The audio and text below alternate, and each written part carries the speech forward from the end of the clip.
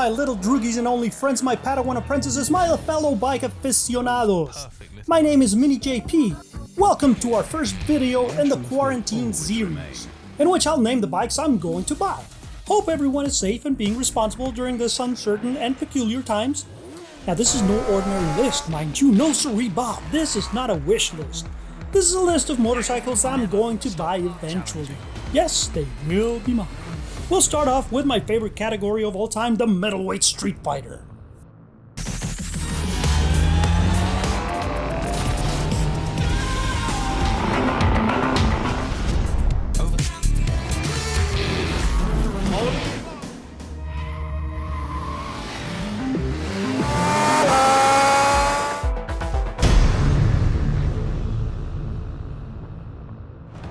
Starting off the list, we have the Aprilia Shiver 900.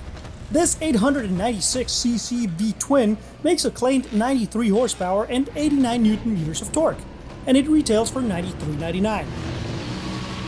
For less than 10 grand, you get yourself a premium brand motorcycle. This is a nice looking and fun little bike. Now good luck finding a dealer and good luck finding any parts for the Aprilia Shiver if and when you have to service it. That is why this Italian bike makes the list, but just barely.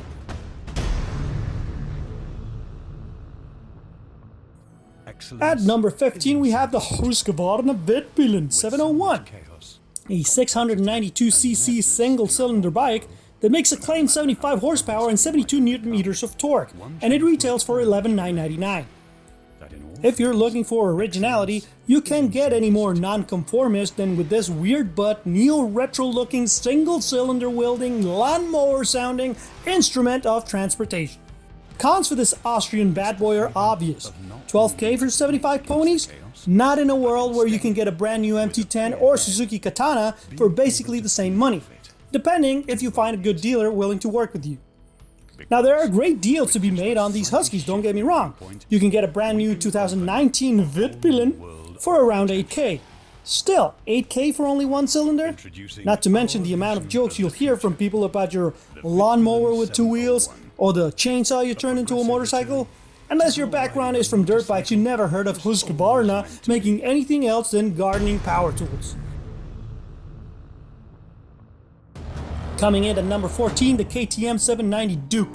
At $10,699, this 799cc parallel twin that makes 105 horsepower and 86 Nm of torque sounds like a more appealing option if Austrian middleweight naked bikes are what you're looking for. A very sporty ride that is supposedly built for urban commuting, this is a good option if you're going to buy just one motorcycle. Problem is, you won't, or at least I won't. And why would I buy only this one when there's a much better looking, much faster, and overall more awesomer 890? Number 13 is for the badge. The Bavarian Motorwerks badge. Yes, for only $89.95 you can be part of the elite. And it's not just prestige you're purchasing. 99 horsepower and 90 Nm of torque from this 895 inline twin will put a big smile on your face every time. You can also be a part of the fraternity that buys all sorts of gear, like we see our friend Chris Northover sporting over here. Now you will have problems finding an F900R for that price though. Bikes in the dealer will have all sorts of electronic goodies that are not in the quote standard version of the bike. Be prepared to pay at least $11K, not counting freight, setup, dealer fees, tax, title, license, documentation, you name it. It is a very nice looking bike, but I feel that the design came in 5 years too late for BMW.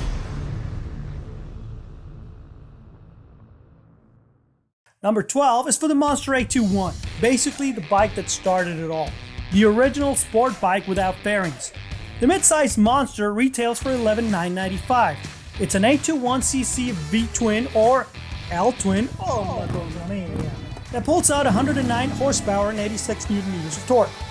This bike is all about fun, all the power down low, and the reliability of a liquid-cooled engine. Now why do I mention this? I mean, all the bikes on the list are liquid-cooled, aren't they? Welcome to the 90s, Mr. Bikes. Anywho, the price is what keeps this bike so high on the list. Number 11 brings us to the reason the 790 Duke is at number 14, the new 890 Duke R. If you're going to buy an Austrian bike, that means you have money. Who cares about a price tag when you can get 119 horsepower and 99 Newton meters of torque from this 890cc parallel twin? Better electronics, better suspension, better brakes, better looks, and a much sportier ride, well worth the $11,699. KTM will continue building the 790 as these are two different motorcycles. The R on the 890 explains. That R stands for racing. That means more power, more torque, and even the ergonomics are much more racier. With higher foot pegs, lower handlebars, and a higher seat, this motorcycle is built for carving corners on the hills or on the track.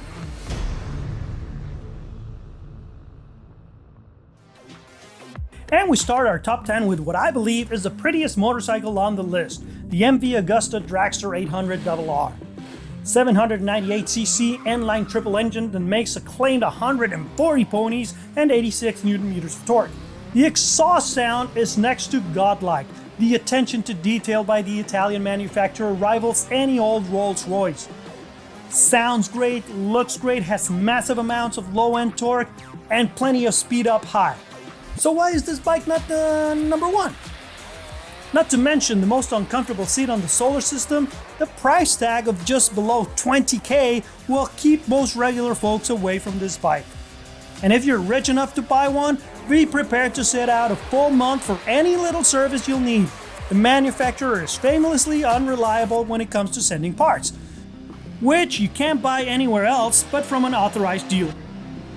Still, you'll be pressed to find a more exotic, more distinguished, more elite, more European, I own the world and you can have what I have, hate me, I root for the Yankees, your mom wants to sleep with me, and your dad wants to be me, bike, than the MV Agusta Dragster 800RR.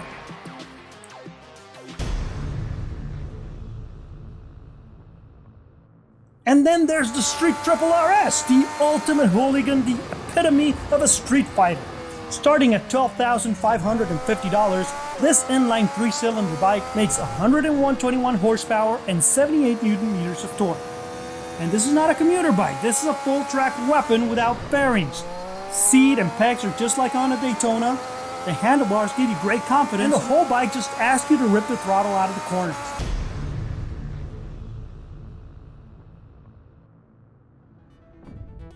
At number 8 we get to our first Japanese bike, the Kawasaki Z900. A 948cc that makes 125 horsepower for only $89.99 is a deal hard to walk away from. 125 horsepower not only sound fast, on the Z900 they feel really fast. This bike is deceivingly quick. Power is always available, but it's not smooth, it is actually pretty snatchy. Supposedly they fixed that problem with this new model. It now incorporates a much needed ride-by-wire throttle. With that, you finally get rider modes and the Kawasaki traction control. It also adds a new TFT screen. Anywho, this is a very good bike for experienced riders. If you're new to motorcycling, you would hit a bump and the Z900 will send you flying to next week.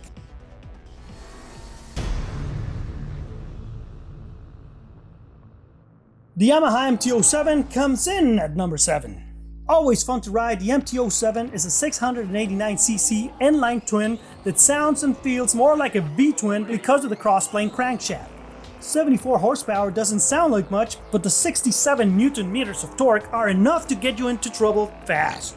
And you'll never feel like you're in trouble. This is one of those bikes that just inspires confidence. They make you feel like you're a better rider than you actually are. Number 6 is for the Monster 797 Plus. This bike retails for $92.95, and it's the only air-cooled motorcycle on the list. Remember that I mentioned the liquid-cooled engine on the Monster 821? That's right, my droogies. One Monster is liquid-cooled, the other is air-cooled. Learn to live with it. Talking about bikes that are just fun to ride, the 797 gets all of its 73 horsepower and 67 Newton meters of torque down low and in the mid-ranges. Only problem with the little Monster is that it runs out of power up high, and it would not be a great commuter in traffic because this engine, like all Ducatis, can get really hot really quick.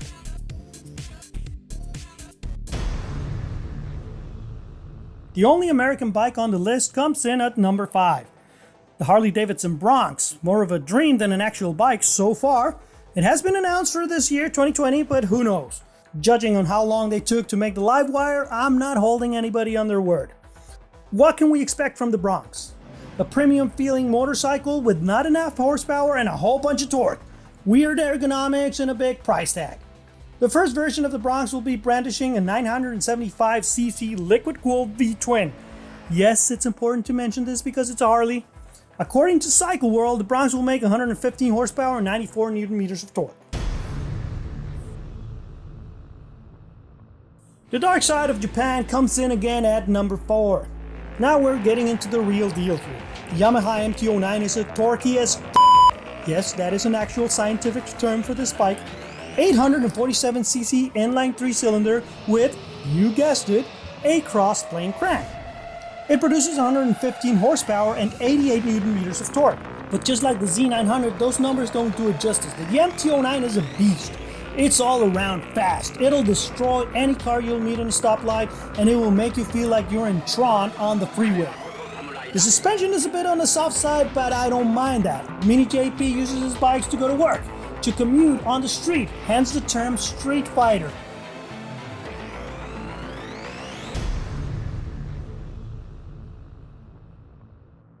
Number 3 is for the old man bike. Yes, Mini JP is getting old, and that is why he likes this bike so much. The Honda CB650R is a Neo Sports Cafe 649cc inline 4.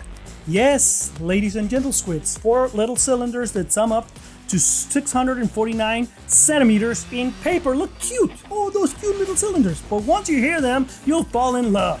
The way this Honda rides, it's unbelievably smooth. There's no ride-by-wire here, but you'll never know. Fueling on this thing is so finely tuned, you'll feel at home the minute you start riding. The first runner-up on today's list is the Triumph Street Triple R. And if we can get an S version, so much the better. Why pay through the nose for a track bike when you can pay only $10,500 for the R model, or even less if you can get the S here in America, so please, Triumph. So, you don't get the TFT display, you don't get a lot of riding modes. Who said you need more than 3 anyway? The suspension and tires are more suited for street riding, and both would last longer than on the RS. The 765cc engine is also tuned differently, so you'll get only 116 horsepower. Unless you ride them back to back, you'll never notice the difference. But the number 1 middleweight street fighter is the Suzuki GSX S750Z. Ooh, I can already hear the haters. You don't like it? Leave your hate comments below. Or better yet, make your own damn list.